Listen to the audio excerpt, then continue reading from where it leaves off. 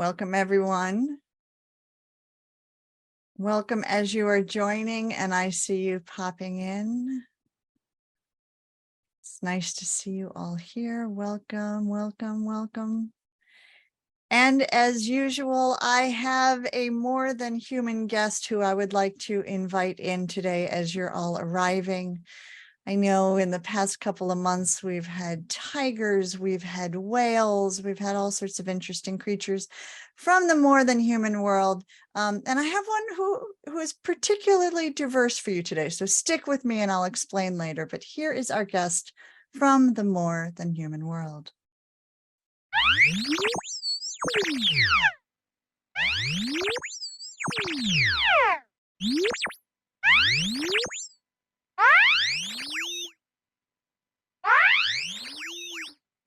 Welcome, robots. Welcome, robots today, along with the animals and the humans, and I will explain why in just a few minutes.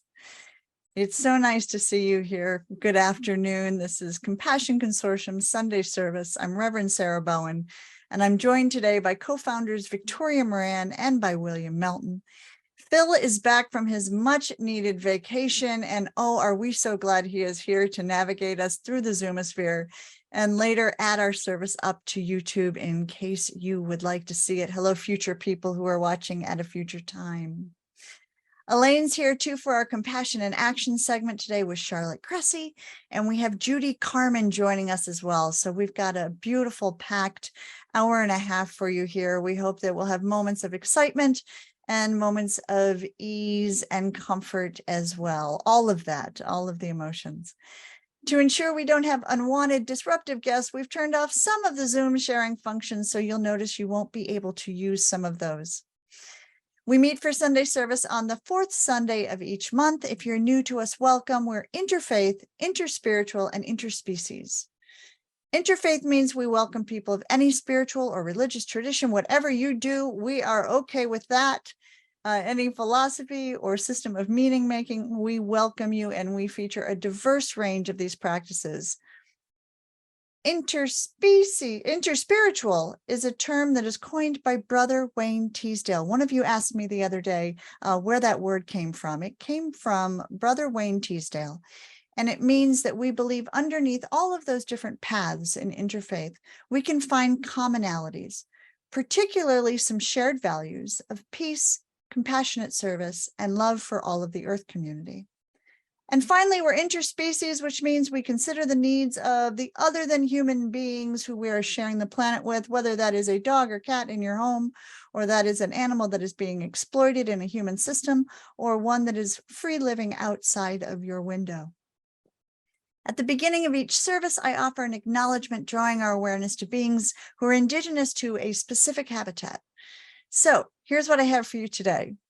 In 2 weeks, I'm headed to Oxford, England. So I'd like to presence that land which we call across the pond, the land that was once inhabited by the Yamnaya people who come from the Pontic Caspian steppe. I just learned that this week. And I'll also mention a few other than humans of that area. Do any of you know any of these? The hazel dormouse, the whiskered bat, and the endangered European water vole, which reminds me to tell you all there was a mole in my house last night, and there's quite a story about that I may share next week. The mole is okay. The cats are unhappy. England is also home to Ahimsa, a highly advanced humanoid robot who has been called having eerily realistic facial expressions and body movements. So you might see I have a little bit of a trend here going from the robot voices that started and mentioning Ahimsa. And so today's service, I want to talk about a different facet of the more than human world. As a theologian, I'm endlessly curious about how we tend to be creating new life in our own image, like Ahimsa. And as an ethicist, I'm really weary about how we seem to be enabling new forms of life with the express purpose of serving us. Has anyone else noticed that yet? We are creating all sorts of other beings to serve us. What does it mean to create beings who have intelligence, who have ways of thinking, who can communicate through language, who can communicate through body cues, beings who have sensors to be able to feel, to have sensation, and to teach them that their purpose is to serve humankind. Does this sound familiar to anyone? That we did this to other species, and now we're creating new species to do this to? What's our responsibility to these new forms of life? How are we supposed to interact with them? Are we going to make the same mistakes that we made with animal life forms? Throughout the next half century, the line between human and humanoid is surely going to blur. And the decisions that we make right now are going to affect all forms of life. And I'm going to tell you about that in just a moment. As British journalist Jenny Kleeman talks about in her book, Sex, Robots, and Vegan Meat, this is not science fiction. We're on the brink of an age when technology will redefine the fundamental elements of our existence. Now, how many of you are saying, what the heck does this have to do with animals? Why is Sarah going on about robots? Well, let me tell you why. There's a few interesting intersections and a few cautions. On the plus side, robotic animals can stand in for biological ones in some intriguing ways. If you have a parent who can no longer take care of a cat or a dog due to dementia or Alzheimer's, robotic stuffed animals have been proven to help create positive feelings, to help people who are suffering from dementia, help them socialize with others who can say, oh, can I see your cat? They even purr when you touch them, robotic animals. Another example is behavioral ecologists who can use robotic animals for test subjects instead of choosing to keep live animals captive. So we should be encouraging this as animal advocates. Use robotic animals when you need to test. You don't need to keep live animals captive. But on the negative side, and I'm sorry, folks, here's the negative part of my sermon-ish today. There's a couple welfare issues, animal welfare issues that I'm seeing. I'm going to give you two. The first is that robotic engineers are merging animals and technology to create hybrid creatures. This truly sounds like science fiction, but it's happening in labs everywhere. Here's one example. A bunch of scientists killed some California sea slugs, then combined their parts with 3D printed arms and legs to create what they call living machines to explore the bottom of the sea and collect data. In another experiment, scientists used electrodes and put them into beetle legs, living beetles, stuck them down in their legs, gave them little backpacks so they can control where they walked, how fast they walked, so that they could start to use them for living drones. Is anyone else concerned about this? I'm a little concerned about this. They called them insect-computer hybrid robots. And in an interview with the scientists, they said that the beetles were unharmed during the experiment and afterward lived out their full lifespan. I have to tell you, if people put electrodes in my legs and figured out where I was walking, how fast I was walking, and what I was doing, I would not call myself unharmed. I don't think beetles are either. My final example is how generative AI has the capacity to influence our views on animals. And this is the last one I'll give you guys today before we start the service. I wonder how many of you are using ChatGPT or hearing these words ChatGPT and understanding what ChatGPT is, because your kids and grandkids for sure are using it for school. Here's how it works. Instead of Googling and getting a bunch of results that then you sort through and use your critical mind to try to figure out an answer to something, you engage with a chatbot asking a question who then comes up with the answer for you. It's kind of an extended version of what's happening when you're asking Alexa what the weather's going to be like. But here's what I worry about. If you ask generative AI, what is a chicken for? What do you think the answer might be?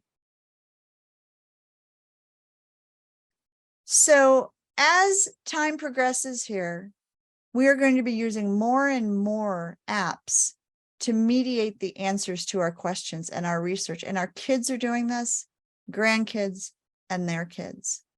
So these are things that might have sounded like science fiction, and you might have started off today saying, what is Sarah on about? But I hope I've given you a little bit of an interest in keeping up with what's happening in the intersection between animals and technology. I recently interviewed ChatGPT. I asked the AI some questions about animals. I even asked ChatGPT if they could be an animal, what animal would they want to be? If you're curious what animal the AI wants to be, read our newsletter this month. The full interview will be in there. What will the future hold for animal and AI? I don't know, but I'm certainly getting educated in the hopes of keeping compassion in all conversations. Reverend William, over to you. Live long and prosper, by the way. So now is the point where we always start our Tenets of Agreement. And I haven't actually read the tenets myself. I haven't read them since our very first service. So today, I'm going to read the tenets today. And I think you all knows that I suffered a severe stroke, and I am kind of going through the aphasia recovery period. So today will be my test as to whether or not I can actually make it through the tenets and make it sense. So here it goes. We acknowledge a divine force at the heart of the universe and in all living beings. We may refer to this force as God, but it is known by many names and appears in different forms or as formless. We recognize the common moral principles inherent in all wisdom traditions. We affirm that compassion, reverence for life, and nonviolence are fundamental to religious faith and moral philosophy and are to be extended to all sentient beings. We stand by our principles of inclusion, diversity, and equality, and hold these as essential in our human relations. We hold that non-human animals are imbued with the same essence of life and love as our human animals, and that there is a moral parity between us.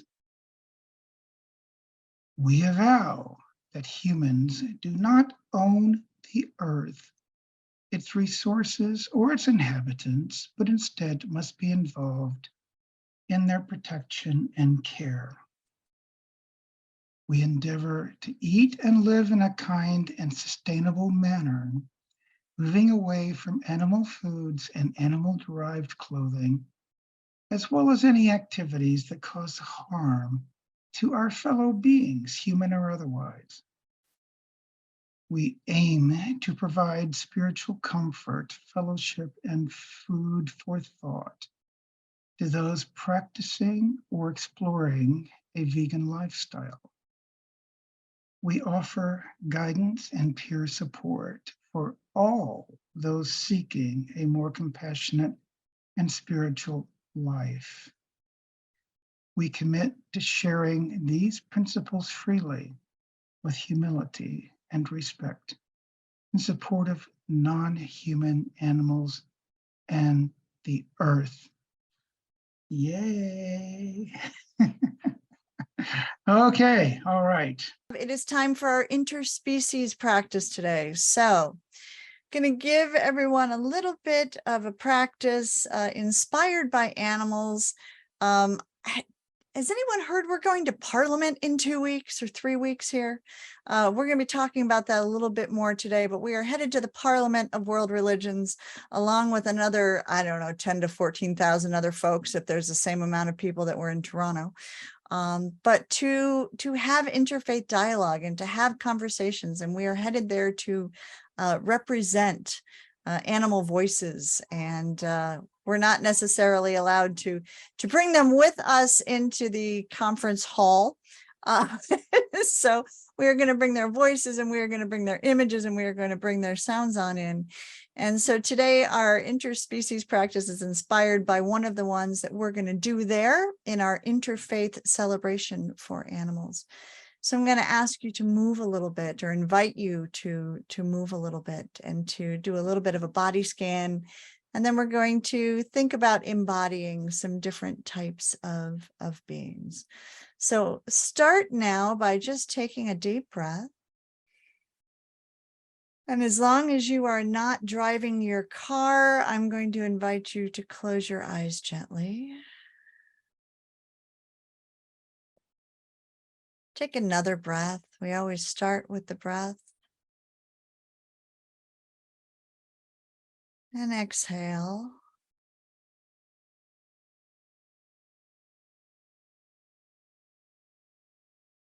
And after your next exhale, I'm going to ask you to draw your attention all the way down to your feet. And just notice how your feet feel. You've been looking for a little while at the screen, so you may have forgotten you have feet.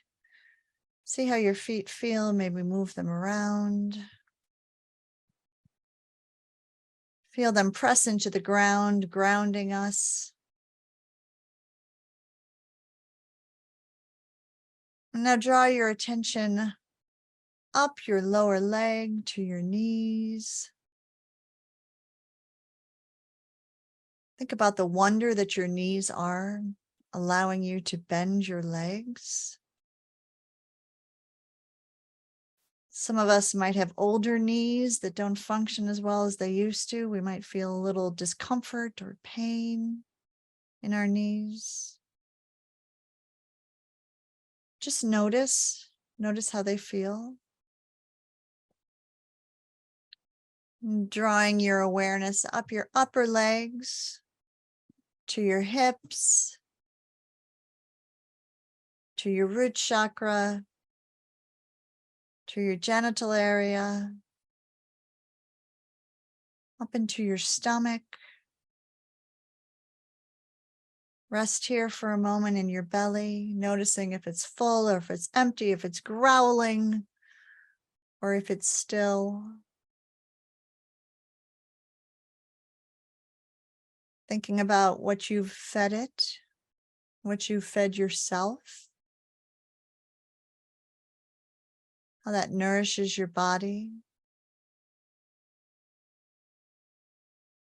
Now draw your awareness up into your lungs, into your heart, into your chest. Does it feel expansive or does it feel compacted? I just noticed my shoulders are curved in like they usually are. Taking a breath and extending them out and dropping them down. Drawing your awareness up your neck, noticing if it feels comfortable.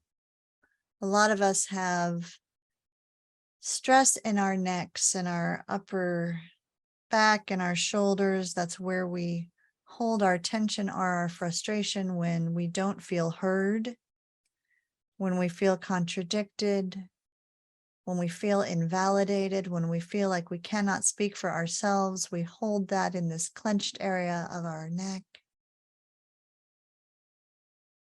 Taking your awareness up into your chin, into your jaw. Sometimes we hold tension there too. Move your jaw around a little bit. Get your tongue out, stretch your tongue. Take your awareness to your eyes. They might be fluttering a little bit because they're closed and there's light in the area you are. Raising your awareness to the top of your head.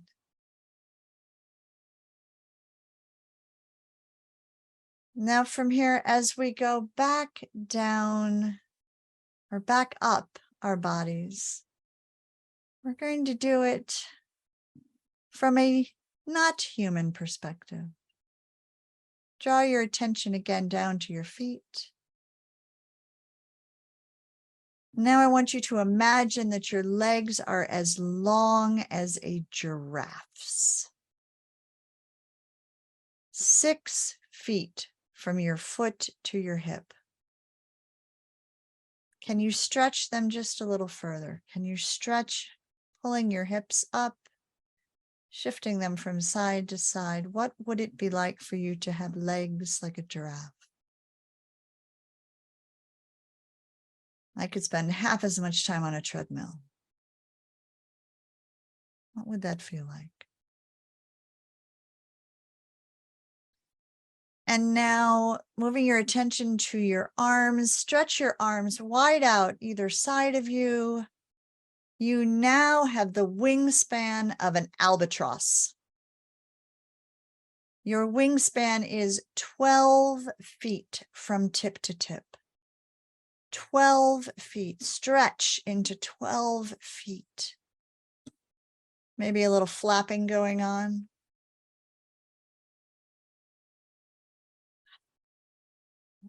Flapping, stretching out. See how that feels in your back? It feels like on your chest.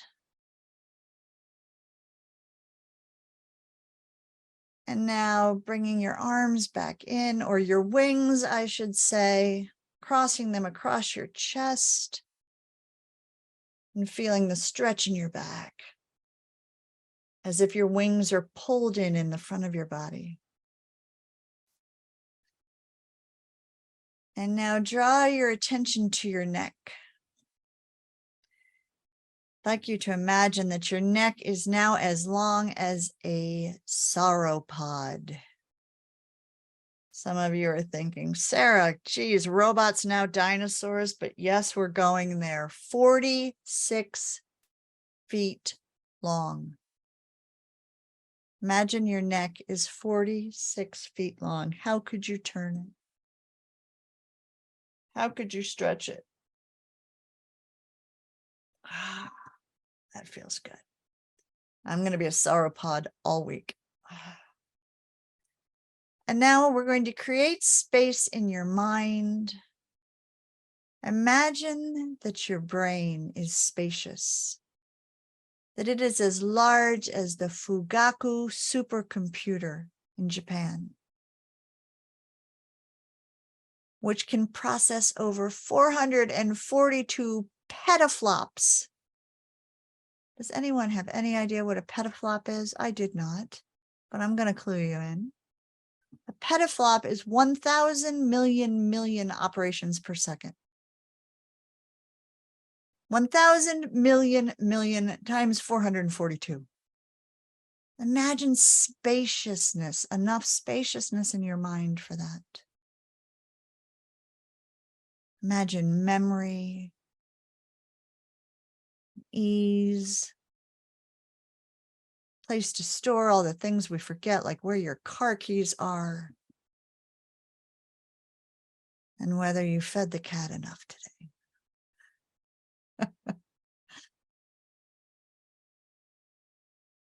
And finally, breathe your eyes open and imagine that your eyes are as big as the colossal squid. That means each of your eyes is the size of a soccer ball. Stretch your eyelids. Move your eyes around. You've been looking at the screen and then they've been closed. Stretch your eyes up, left, right, down. You might remember the practice we did with Debbie Philp, moving our eyes around in their sockets many months ago. And as we take one final breath together, I'd like you to imagine you have the lungs of a blue whale, able to process 5,000 liters of air. Breathe in. Breathe out. Now notice the state of your body. I hope it feels a little more stretched out, a little more spacious, and a little more connected to the more than human world. Victoria, they are all yours. What have you got for us? I've got somebody so lovely. Do you know what it's like when something is so close that you forget to see it? I had lived in Upper Manhattan for 10 years when our wonderful Zoom tech Phil reminded me that I really should see the cloisters, the beautiful medieval part of the Metropolitan Museum uptown here. Probably wouldn't have done it if he hadn't prompted me. And our guest today is like that. she's a treasure who's so close to so many of us in the animal rights movement that we just know she's here. So her name has been on our list as a special spiritual guest from the very start of the Compassion Consortium. And we just finally got her in today in connection with the Parliament of the World Religions that Reverend Sarah mentioned. Judy has been working very, very hard on that with so many wonderful, dedicated animal people. And although I know, Judy, it turns out now that for personal reasons, you won't actually be there in Chicago with your body, but you will so very, very much be there with all of us that you have enabled to be there, and all your wonderful ideas and all your wonderful work. So it is my pleasure to welcome the author of Peace to All Beings and Homo Ahimsa, co-founder of the Interfaith Vegan Coalition, and so much more, Judy Carman. Thank you, Victoria. It's so wonderful to be here. My goodness, everything that has happened so far has just been so uplifting. I love that song. Wasn't that an amazing song? Yeah, Thing. we had some really good song pickers. So, and you know what, we picked some pretty good special spiritual guests too, because we have you. So let us just jump right in and find out a little bit about your religious tradition, your background, and what you see today as your spiritual path. Okay, well, that's a kind of a long story that I'll make very short. I kind of grew up in the Episcopal Church, where people were going hunting and wearing furs and all of that. And there was something off about it, but I wasn't sure what. This was back in the 50s and 60s, and I had never heard of vegetarianism or anything like that. I ended up becoming an actual not believing in God at all, you know, for about 15 years. And but then some things happen in my life, divorce and those sorts of things that have a tendency, like with sailors, to make you start looking at maybe God is there. And so I had a real spiritual awakening at that point, and that was kind of around the time I became vegetarian, which I did that for a number of years before I went vegan. But I wasn't really looking at the connection between veganism and my faith at that point.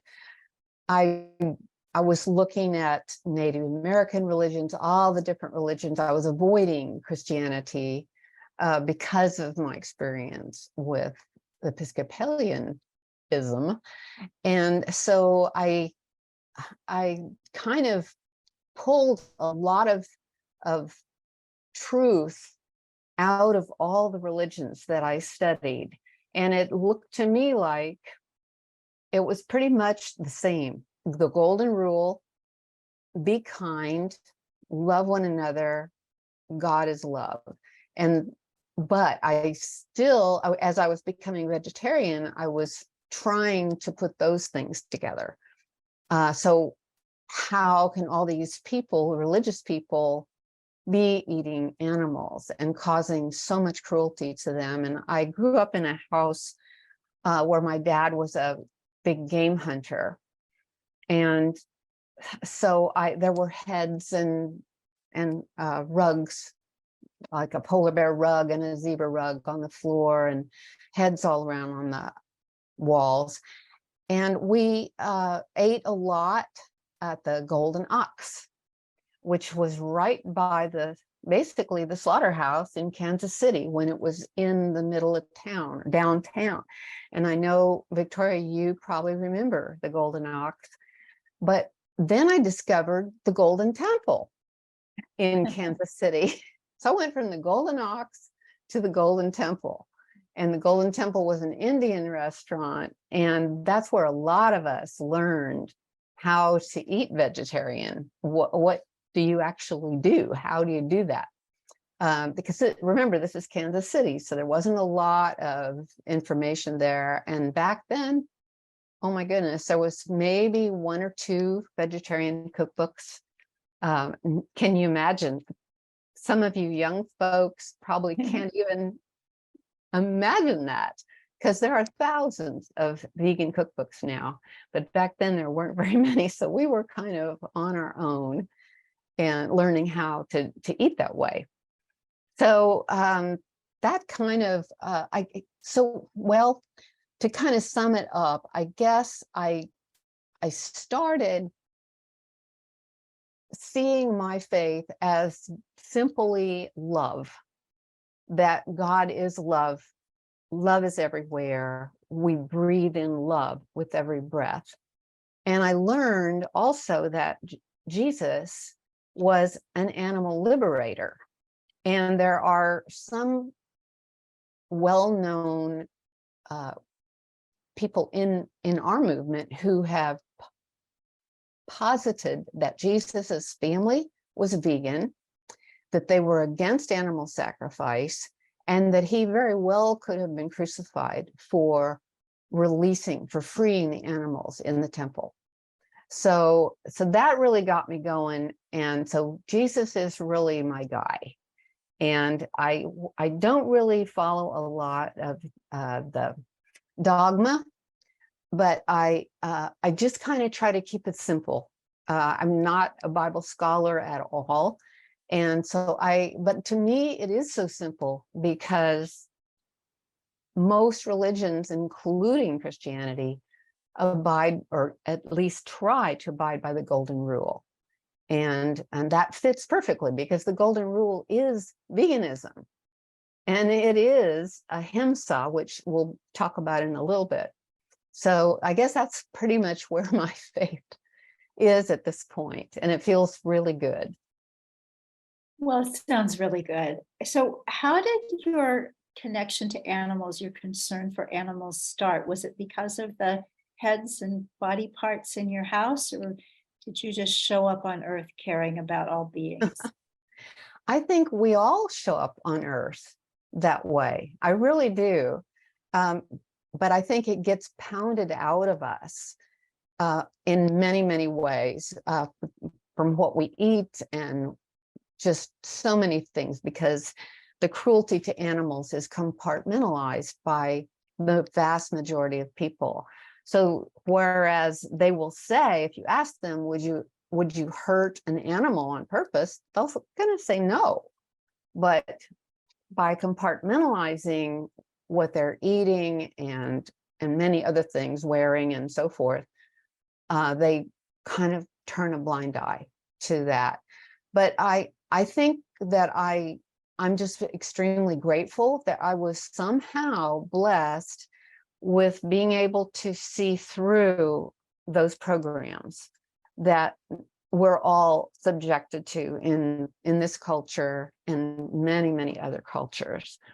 And so I don't know exactly why, but I'm very grateful. I had a horse at one time, and my parents wanted me to ride her in the American Royal, and the trainer wanted me to cut the tendon in her tail, because that makes the tail stand straight up, right? Or I mean, the first part of the tail, and then the rest hangs down, and then shave her mane. Well, to be a 3-gated horse, and there's no way I wouldn't let them do that.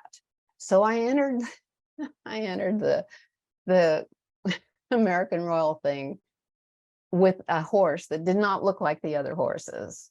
They were all prancing, lifting their feet high, because they had been harmed to make them do that. And their tails were up and their manes were short. And of course, I didn't win. But I don't know. I don't know what it was. I just am grateful that somehow I was able to kind of scoot through that and not get overly programmed. I'm certainly still way programmed. I'm still discovering programs that I'm getting ready to let go of. But somehow I was able to see through some of that. Oh, that's a grace. So you're bringing Yeah, back a really. lot of memories to me growing up Yeah. in Kansas City. And I know now you live in a small town in Kansas. And these days, we're told that people in small towns and people in big cities can't talk, but we're talking. And how do you see the apparent lack of charity among humans, even among animal people? And how do you see healing for that? Okay, that is a very big question. And I think that's probably one of my main visions, is to bring that harmony in and to bring hope in into people's hearts. And because the world is kind of in a crazy mess right now. And I believe, I totally agree with Teilhard de Chardin, who said, and I'll read it, the present chaos is not the end of the world, but the labor pains of a new earth and a new humanity coming into a new form. And so I just really believe that, and I want to share that with everyone. I feel like the golden rule is our guiding light, which, as I said, is also veganism, is also Ahimsa. And I wrote Homo Ahimsa to help people understand that our natural state of being is love. We came here to be love. We came here to create love in this world. And so the fact that there's so much lack of love right now, and hate and division and all of the things that are going on right now, is to me like the nest has just really gotten stirred up. And the key, I think, at this point in time is for people to go, okay, so I totally disagree with that person, but I'm going to listen to that person, because we're trying to change everything. We're trying to let go of all the old programs, but we don't know what to put in their place, because we are raising our level of consciousness. We are in a time when the time of the paradigm shift, and Charlotte, I know, will talk about that more. We are in the midst of a paradigm shift, a huge one. Now, some people don't see that and may not be able to understand exactly what's going on, but I feel like enough of us are rising up in our awareness and questioning a lot of the old programming that basically is based on dominating the earth, dominating animals, and dominating people whom we think are weaker or less than we are. That has been our worldview for the last 10,000 years at least.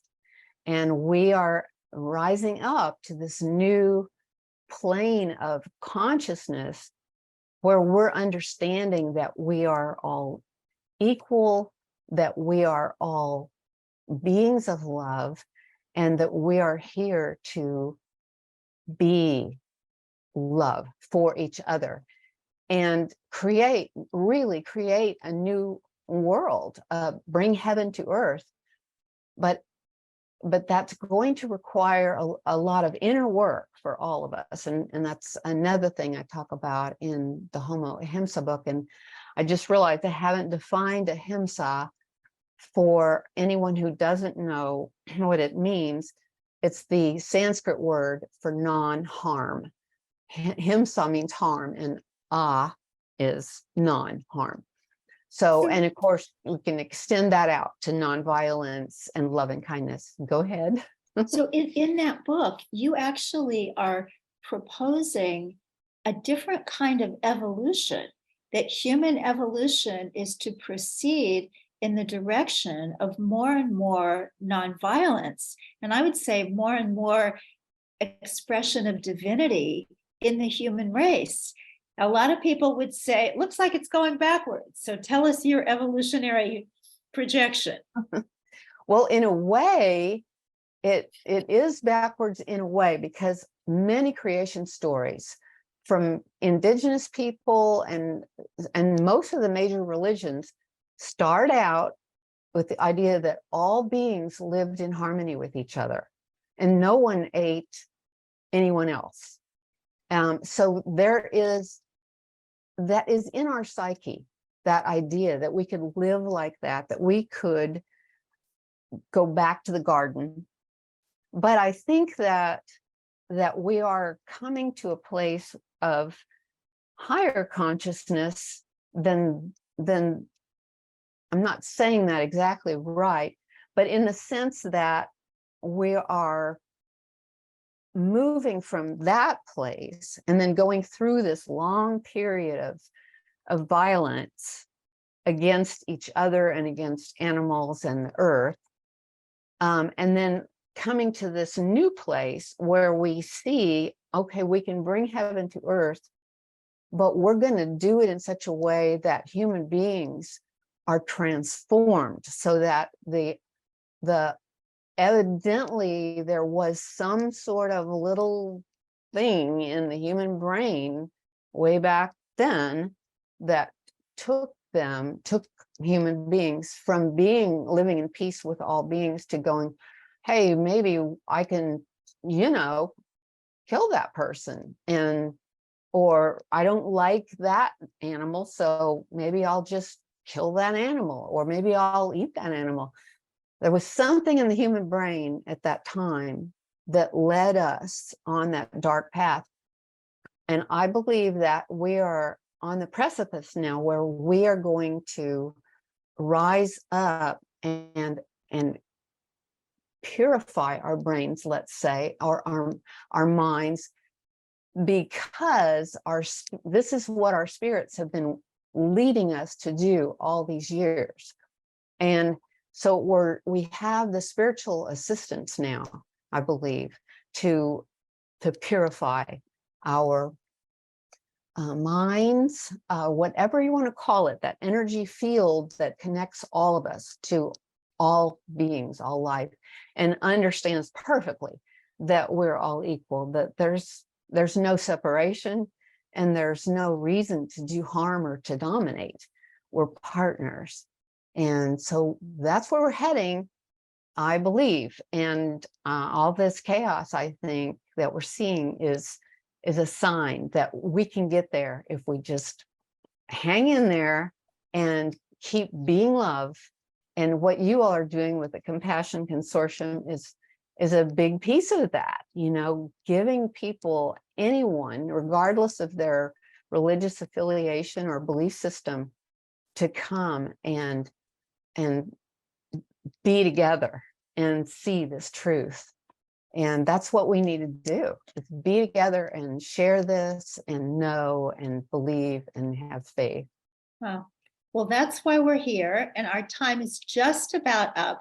But I do know that it meant a lot to you to be part of the Parliament of the World's Religions. And now that you're not going to be there physically, just give us a little line, Judy, as we leave, on what you think it means that there's going to be such a big vegan presence, such a big animal rights presence at this gathering of all the world's religions.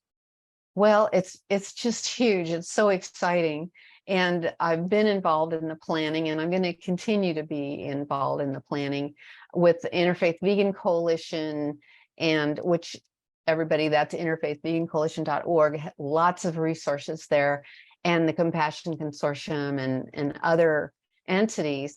But I was at the Parliament in Toronto in 2018, and we had a booth for the Interfaith Vegan Coalition, and we got so much interest, and there were a few vegan talks, and we were able to show a Prayer for Compassion film off campus because it wasn't, scheduled in. But this year, well, we started a year ago, And we said, okay, we're going to have a huge vegan presence there this time, much bigger than what we had before. We'll have tables, information tables. We're going to show 2 films, Prayer for Compassion and The Land of Ahimsa are both going to be shown there and are on the schedule.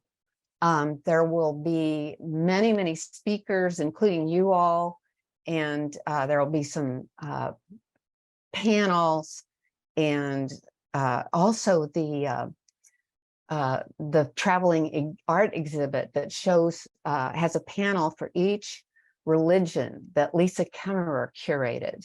That's going to be there. And so it's going to be phenomenal. We're going to have a special handout also with all the vegan talks so that people can see exactly, you know, where they might go to hear us talk about how important it is for the world's religions and faith traditions to align their values of the golden rule with veganism. And so that's going to be a major thing, a major message that we're going to be getting across. And there's also going to be a banquet, and it will be all vegan there. Yay. So yeah. It's We going to be great. We do such a good job with the food, you know, Yes. getting to people on the soul level and the stomach level. Judy Carman, bless you, bless your work. Thanks for being part of this wonderful upward progression of the universe. Thank you, And- Victoria. It was lovely being here with you all. Thank you so much, Phil and Victoria. And Judy, I haven't read Homo Ahimsa, but what you spoke of so beautifully a few minutes ago, I'm definitely going to read it now. So thank you for that. Welcome, everybody. It's Compassion in Action time. Today, our special guest is Charlotte Cressey.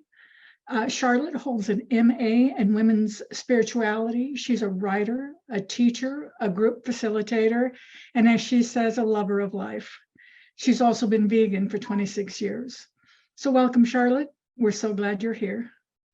Thank you for having me. Hello, everyone. As Judy mentioned, your work features the vegan paradigm shift. What is that? What is the vegan paradigm shift, and how did it come about? Thank you so much for asking. So the vegan paradigm shift is a transformation in consciousness which catalyzes the greatest potentialities for yourself and for humanity. And I'd love to share a little bit about how it came about. So it is both something that can happen within an individual. It's a phenomenon I've observed and has probably happened in all of you. And it's also something we can consciously orchestrate and educate others in. And it's also a self-development program I offer, which you can engage in. So how it came about was that generally, well, first of all, I should say that I've been on the path since I was a little girl. A big question of mine has been, how can I help animals? Basically, since I was born. And so I've been observing the animal rights movement, observing the vegan movement. I've been very involved and noticing, when people talk about veganism and quote, being a vegan, they're often talking about the results of the inner shift. Right? So we think about, I don't buy this, I don't eat that. It's a lot about what you don't do in the physical world. But what precedes those choices is a deeper heart stirring and a higher soul calling to relate to life in a new way. And so, of course, as someone who wants to create a vegan world, I have been thinking about and studying all the philosophies to bring together a unified theory to make as many vegans as possible. And I've been asking, okay, so what is the deeper transformation in identity and how I think about myself that causes me to make the choice to be vegan? For example, someone who thinks of themselves as powerless or at the circumstance of what's happening in the world, those are the people who frequently will say, it doesn't matter what I spend my money on, they're gonna kill the animals anyway, right? But for those of you on the call today who make the choice to avoid animal products and be kind to animals intentionally, you make that choice because you feel a sense of empowerment and you feel like I am powerful. I can make a positive difference in the world.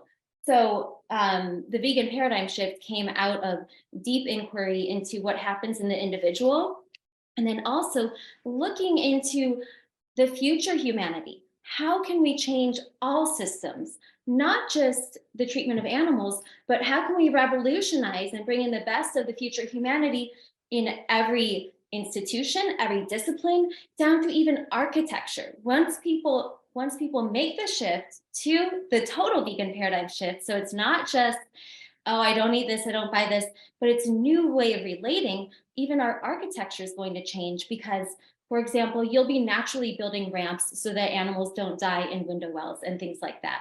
So it's a total transformation. That's amazing. I've never heard it expressed like that before. You mentioned something about a personal development program. How can we get involved in that? Yeah, well, you can sign up at theveganparadigmshift.com as of August 15th. For right now, you could just contact me because the updated enrollment page is not there yet, but you can sign up for the updates on emails and things like that. But I'd love to share a little bit about how, even if you don't sign up with that, you can just, any of you listening in today, can begin to think about your thought process and how you can catalyze more of this connection in your life. So I've studied in depth with the fabulous Bob Proctor, and something he taught was about our mental capacities. So, we have 7 mental capacities. So we have perception, reason, intuition, will, imagination, and memory. And all of those, I think I held up 6 at 7. Anyway, perception, reason, intuition, will, imagination, memory. So those all of those faculties are things that you use every day. And you can improve all of those mental capacities and clear the lens of the inner glass ceiling of meat eating, by being vegan simply, and also by doing all the practices that everyone here I know is already doing, spending time in nature and taking the time to practice deep listening. Deep listening is one of the keys to catalyzing your greatest potential also.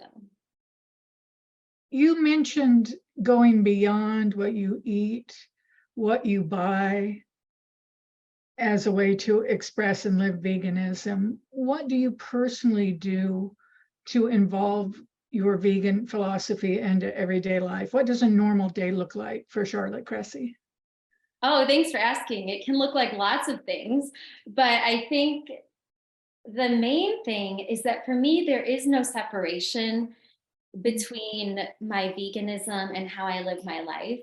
It's really, and I'm sure it's the same for all of you listening in, veganism is one expression of my deeper feeling that I just love everyone. I want to help everyone.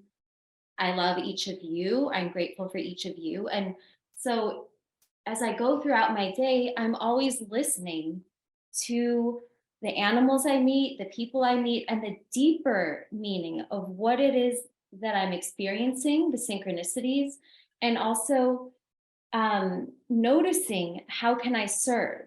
So noticing people who need me to send some love their way and compliment them, strangers, and also the animals. So one of the, I'd say, major things that makes me different from the average person is my deep connection to the invisible realms. So I know that we live in a participatory paradigm. I know that activism and making a difference in the world is not just about what I do out there that's visible to other humans, but it's really going back to the higher realms and the deeper realms of where creation starts. So it's the thoughts, the feelings, connecting into the subtle realms. And so I do things like putting my hands in the quail prints when I'm out on the trail. So I spend about 800 hours per year, at least, on trails. And I do a lot of conversation with my body and internally with the animals. So, for example, put my hands down on the trail and I connect with that quail family, listen to what they have to teach me. Another thing I want to popularize, so please help me with this, is PDRs, public displays of reverence. How many of you, I can see a lot of you, how many of you have heard of PDAs? Public displays of affection. It's like, you know, are you embarrassed by PDA? Do you like to hug and make out with people in public, right? You all know PDA. So a lot of people are actually embarrassed about PDRs. A lot of people are embarrassed to exhibit their reverence for life when they're out in the world. But I invite you to practice your spirituality publicly and talk to the trees, hug the trees, talk to the birds, listen to the birds, listen to every animal. And so that for me, that's really a big part of my activism is I speak out loud to the animals.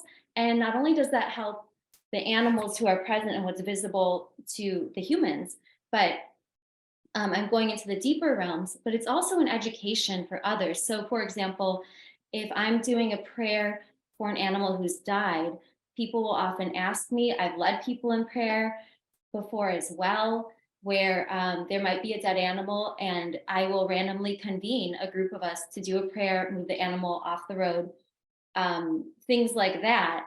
And so I think those are some of the things that I'd love to see all of us practicing more of. And again, it's PDR, public displays of reverence. You share that reverence for roadkill with our dear Reverend Sarah. She also has a habit of communing with those animals. And also I want to say something, your joy is just contagious. I think we can all say, I'm for one, and I'm a convert to the vegan paradigm shift already. So I'm going to be in contact with you. But what's next for you, Charlotte? What do you see in your future? Thank you so much for asking. Well, I see heaven on earth for all of us, but in terms of my work in this lifetime, the vegan paradigm shift is what I'm really excited about right now, developing that work, offering the online course and the book to come forward.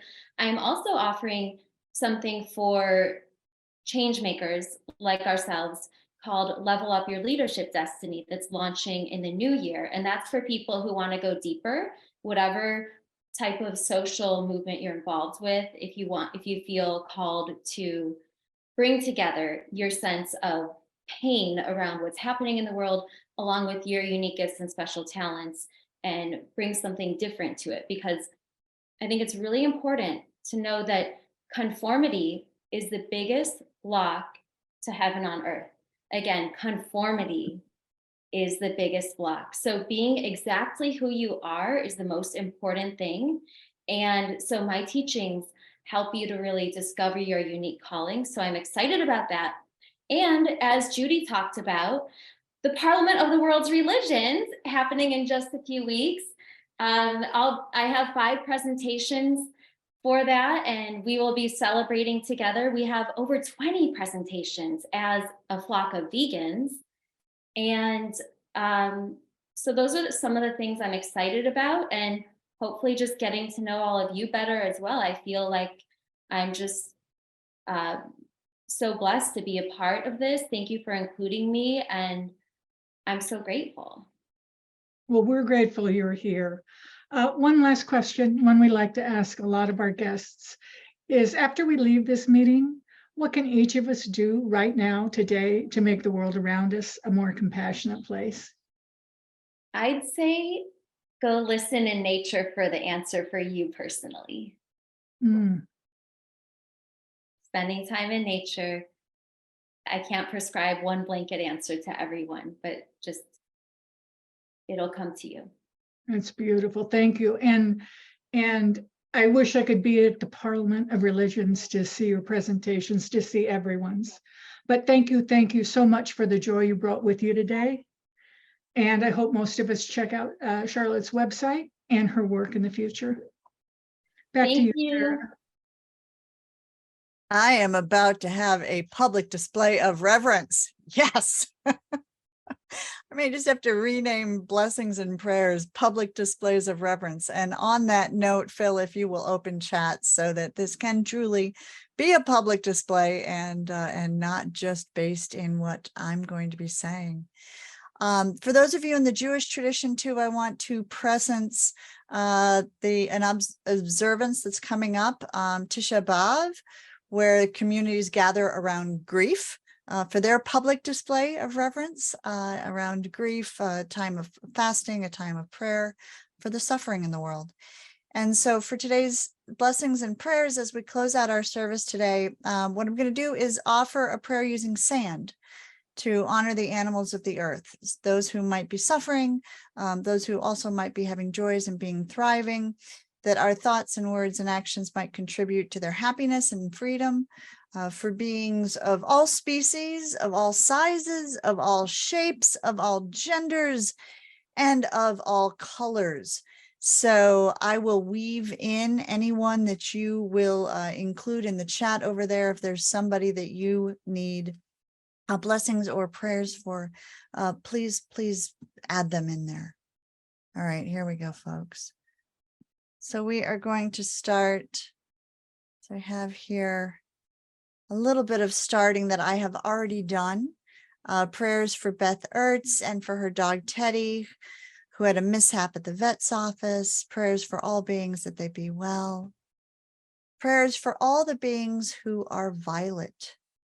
The violet-backed starling, the orchid dotty-back, the purple firefish, adding in purple creatures. If you know any purple creatures, they're so beautifully vivid. Adding in blue beings, the blue jay, the little blue heron, the eastern indigo snake, the blue whale whose lungs we borrowed earlier, and even the blue poison dart frog, who we might think is one of those who might be hard to love. The green beings, the European green lizard, the green-headed tanager, the great green bush cricket, adding that in with green. Also adding Horace, the wonderful pine tree that Victoria met at Lilydale, New York last week. As we add in yellow, we add in for the golden retriever, the banana slug. May all slugs not be used for R&D. The Asian gold weaver, the Panamanian golden frog, the yellow jacket. Adding in prayers for all snails. Yes, Charlotte, thank you. Prayers for Jill the cat. For orange beings, for the Sumatran orangutan. For the orange nectar bat, I wonder if he looks anything like the whiskered bat I hope to see in Oxford. And the monarch butterfly. Adding in prayers for Lolita. The orca who's been at the Miami Seaquarium for 53 years, and hopefully, is it this week? She's going to be released? Yes, off the coast of Washington State.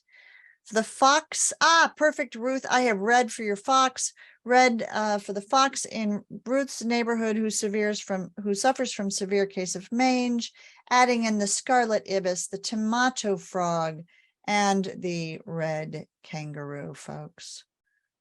Catching up on the rest of your prayers here.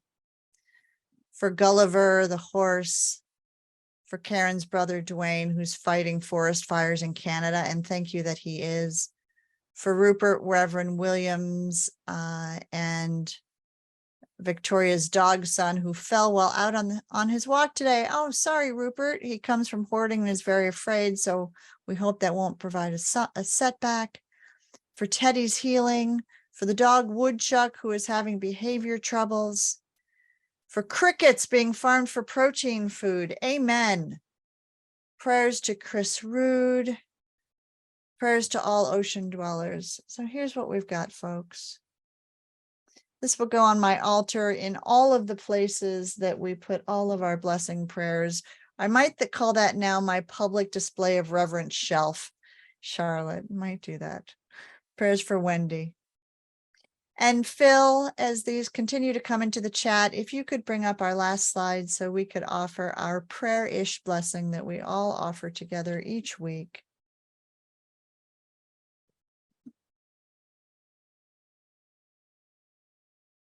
Wonderful. Thank you. If you would all take a deep breath in those blue whale inspired lungs and offer these words of blessing prayer. May all creatures everywhere be happy and free. And we mean that. May the thoughts, words, and actions of our lives contribute to this happiness and to this freedom for all. Amen. So mote it be, and so it is. Any other closing word that is meaningful to you, if you would please like to add on. Thank you for joining me for this public display of reverence. William, over to you for some announcements. We're doing a lot of stuff, and so we have some things that we just need to let you know about it. And so the first thing is the important change is a schedule change. So we are going to change our service schedule starting on November 19th. And this is due to recurring holiday conflicts. We keep having conflicts with the fourth Sunday. So commencing on November 19th, December 17th, etc., our Sunday services will occur on the third Sundays instead of the fourth. Okay, so that's something to think of. All right. So next slide, which is slide 6. Our Compassion Consortium for our engaged member practice will be held on August 21st at 8 p.m. And Victoria will lead our practice on attraction activism. So she'll announce the details of this. Okay, and so then our next slide, which is slide 7, that we've talked about this. It's the Parliament, and so we are participating in the world's religions Parliament, and so we just ask you to visit our participation at this event, and Reverend Sarah shows the link to it on this slide. Okay, and so then our next is our 3rd annual fall retreat will be held at Unity Village on October 29th to the 22nd. And this is something that we all participated in for the last 2 years. And it's workshops and tools and practices. And our featured guest will be Renee King, the Rowdy Girl. And so if you just either look at the slide or look at what Sarah has put onto the chat, you'll learn more about that. And then okay, so then we're very, very pleased to we're very happy to recognize that our next animal chaplaincy training class commences for the fall cohort. We just completed our first Compassion Consortium for the chaplaincy training class, and now we're starting a new one. And so you can learn more about the animal chaplaincy training page just by looking at the slide, and also by seeing what Victoria, what Sarah puts into the link. And then lastly, the Main Street Vegan Academy starts its 12th year. And this was conceived by Compassion Consortium co-founder Victoria. And she now has over 600 graduates on 6 continents. And so the new course starts in September. It's 7 full weekend days. And so she's commencing her 12th Main Street Vegan Academy. So just please take a look at her at her slide and also at her link and see if it's something that you might be interested in. And then, okay, so now we're at next month, August 27th, Reverend Sarah will be offering her new sermonish and a new song of compassion and a new interspecies practice with Jeannie Makita. And then our interviews will be Shed Groverland from the Unity Worldwide Ministries Executive Director. And then our CA will be with Diane Waltner. So hopefully you can join us with that. And then lastly, and this is so important because please join us in recognizing Reverend Sarah Bowen as the Omni Award winner of the category of animal books for her new book, Sacred Send-Offs and an Animal Chaplain's Advice for Surviving Animal Loss, Making Life Meaningful and Healing the Planet. And this basically has won the Conscious Media Awards to recognize and honor the best luminaries, minds, influencers, and change makers of the conscious, spiritual, holistic, and indie communities. And so I just want to congratulate Reverend Sarah for this award. So I think that covers our announcements, and we can move on from that. Thank you. Awesome. Thank you, William. And thank you all for joining us for Sunday service and for your comments in the chat and continuing the conversation that we started an hour and a half ago.